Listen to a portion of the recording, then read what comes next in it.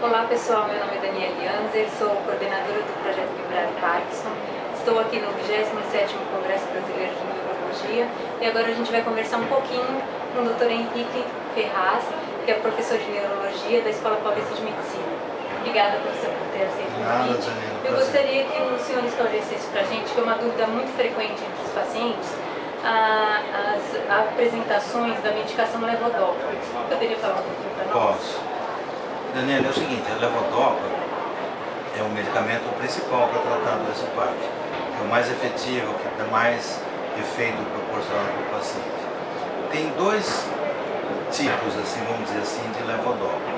Porque ela é combinada com uma outra substância que vem no mesmo comprimido para melhorar a eficácia dela. Então existe a levodopa com carbidopa e existe a levodopa com benzerazida. Então são os dois principais subgrupos, vamos dizer assim. Ambas têm um efeito muito semelhante. Elas melhoram os sintomas motores, ficam com mais mobilidade. Nem sempre reverte satisfatoriamente todos os sintomas, mas costuma ter uma melhora bastante significativa. Então não há diferença entre esses dois grandes subtipos. Existe dentro de cada subtipo apresentações farmacotécnicas, vamos dizer assim, o modo como ela é formulada, e algumas diferenças, que faz ela durar um pouco mais, dura um pouco menos, absorve mais rapidamente, um pouco menos. Então eu vou explicar bem o que é isso.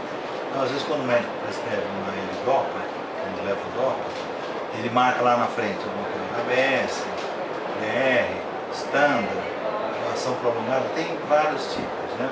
Isso quer dizer o seguinte, que a formulação da levodopa no comprimido é um pouquinho diferente. Então, quando o indivíduo toma e ingere o comprimido, ele pode ser absorvido mais ou menos rapidamente. Vou explicar. Então, existe uma formulação de L-dopa com benzerazida, que é chamada de HBS. Ela entra no tubo digestivo e é absorvida de uma forma um pouquinho mais lenta, porque a cápsula se dissolve com mais lentidão no intestino e, portanto, o efeito pode prolongar um pouquinho mais. A desvantagem, às vezes, é que alguns pacientes não conseguem fazer um pico de efeito tão bom, mas costuma durar um pouco mais.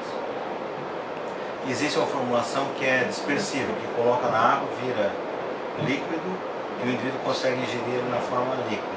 Então, isso é uma vantagem para quem não consegue engolir bem comprimido e é uma vantagem que a absorção em forma líquida é um pouco mais rápida. Então, aquele que demora muito para fazer o efeito, às vezes tem um benefício quando muda para essa apresentação. Existe uma outra formulação que tem misturado a de liberação lenta e a liberação mais rápida, padrão, que vem no mesmo comprimido. Então faz o pico e dura um pouco mais, que é vantajoso, especialmente quando o paciente está tendo muita oscilação do efeito do remédio. E existe a formulação padrão, que é aquela que tem absorção no prazo normal, que também chama levodopa standard ou padrão, que é mais comum de ser prescrita. E a média de duração do efeito dessa padrão, qual que é? Varia de fase da doença e de paciente para paciente. Na fase inicial dos sintomas, um único comprimido pode durar 6, 8, 12 horas. E à medida que a doença avança, isso tem a ver com o processo degenerativo que a doença causa, o indivíduo que ingere o comprimido, ele não consegue mais estocar no cérebro aquele comprimido que ele ingeriu e vai encurtando o efeito. Então, numa fase um pouco mais avançada da doença, o efeito pode durar 2, 3 horas. Não varia. Então, à medida que a doença vai avançando de 6, 8 horas para fazer um bom efeito, vai passando para 4, para 3. Tem indivíduos que pode ter um efeito que dure tão somente 1h30.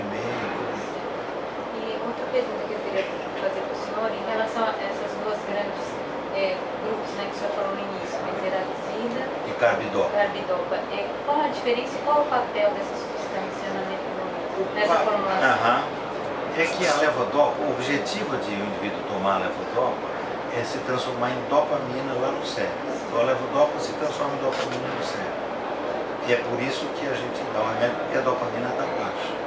A levodopa faz isso. E é uma forma natural até de você aumentar uma substância natural, vamos dizer assim. O que acontece é que se o indivíduo toma sem a carbidopa ou sem a benzerazida, essa mudança de levodopa em dopamina já acontece no sangue periférico. Então o remédio é absorvido pelo tubo digestivo e cai na corrente sanguínea.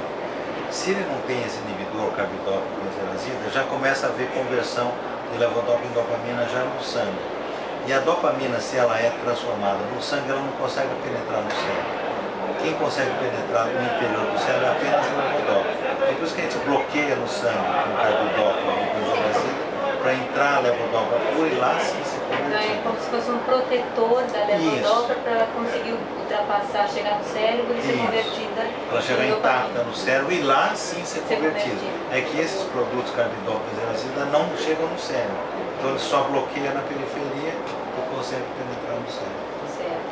Então tá bom, doutor. Muito Ok. obrigada pelos seus esclarecimentos. Um prazer. Extremamente grata. Obrigado a você.